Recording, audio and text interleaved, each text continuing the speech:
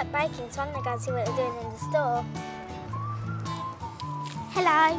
Hello there. Can you show me how you make these? Would you like to see? I'm just about to make a batch, so if you come with me to the bakery, I'll show you how we do it.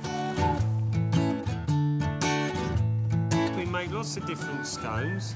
We make a fruit scone, a plain scone, a cherry scone and a cheese scone.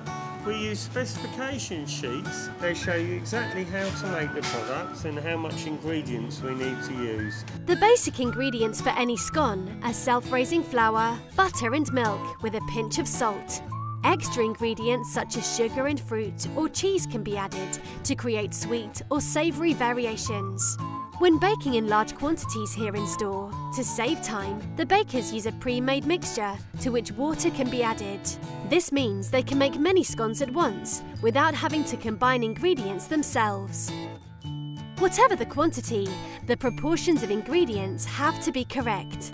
The baker measures everything accurately so that the mixture is the right consistency or texture. Like the bakers here in store, when you make scones, you should add the basic dry ingredients first, followed by the butter. Mix the butter into the flour until all the pieces are coated. Then rub in using your fingertips until the mixture resembles fine breadcrumbs. To rub in means to spread the fat used in the recipe into the flour evenly, so that the flour is finely coated in butter. This gives the scones a light texture when cooked. Next, you will pour in the milk and mix everything together to make soft dough. The dough should be reasonably dense, firm, and only a little sticky on the outside, a bit like modelling clay. With a scone mix, you don't want to over-mix it because you want to keep a lot of air in there and you don't want to overdevelop the gluten. That's why it's only a short mix.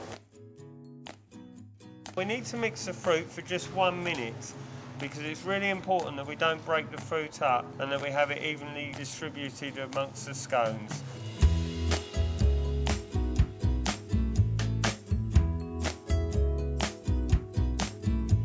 I've got to be really careful now with this one because it's not like bread. I don't want to over-knead it. I want the gluten to stay quite relaxed and quite nice there, so that's perfect. You should be able to knead the dough easily and cut shapes out of it without too much trouble, even if you haven't got a special cutting machine like Colin. You can press or roll out to 1.5 centimetre thickness and cut into rounds with a 6 centimetre pastry cutter or something similar in size.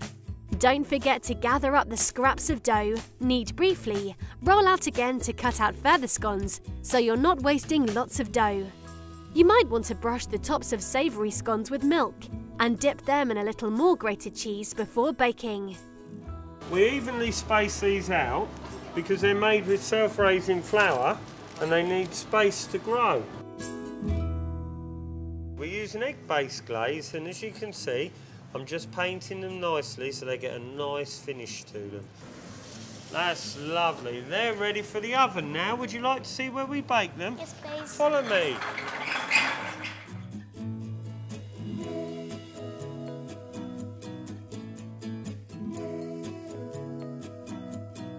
When the scones are done, they will have risen and turned a golden brown. Once out of the oven, the scones should be transferred onto a cooling tray and allowed to cool before eating them. Shall we break one open and see the fruit? Oh, wow, look at the fruit in that. Doesn't that look yummy? Have a smell. That's delicious. Oh, yes. Right, they need a few minutes to cool. So shall we go and have a cup of tea? I think we've earned one, don't you? Yeah, well done. High five. Good job.